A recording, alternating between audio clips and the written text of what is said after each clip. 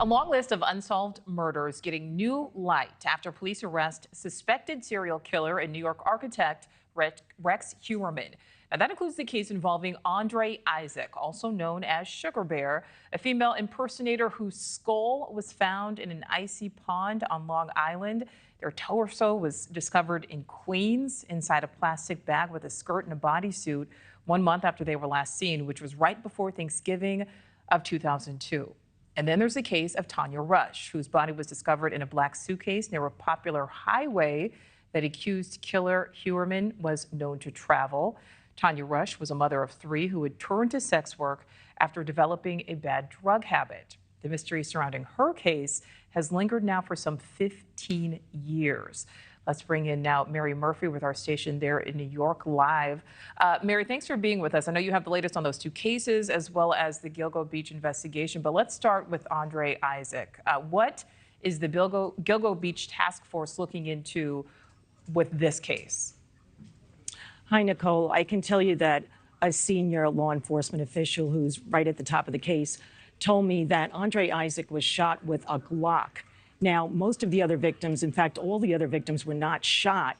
A lot of them were strangled or victims to homicidal violence. But the reason he's being looked at is because of the way his body parts were scattered. The torso was found with the female clothing in Rockaway, Queens. And then a month later, his skull was found 60 miles away out in Suffolk County. And we know that some of the other victims in Gilgo were dismembered and scattered around Suffolk County. All right. And then, Mary, Tanya Rush, this other case, she had a similar background to many of the Gilgo Beach victims. What more do we know about this case? Well, as you mentioned, she was a mother of 3, and she turned to sex work to make money. And she used to do street walking in Brooklyn.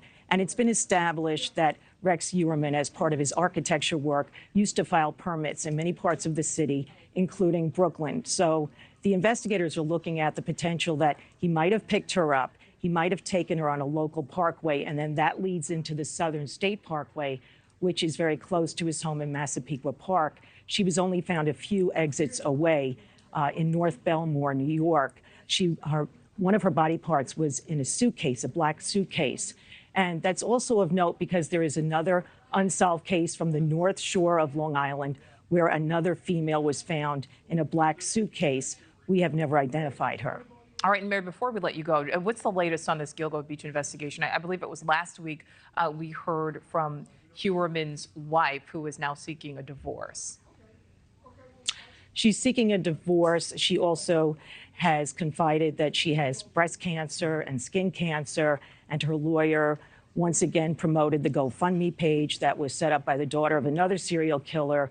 She needs money for health care. And so that's the latest with that. But also the big thing that we're all waiting for is DNA results.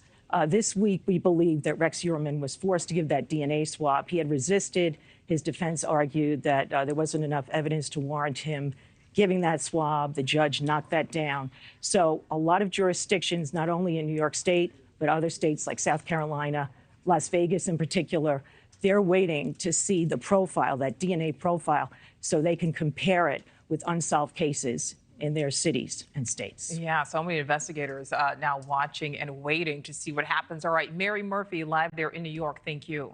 Thank you for watching. Go to newsnationnow.com to find News Nation on your television provider. And don't forget to click the red subscribe button below to get more of News Nation's fact-driven, unbiased coverage.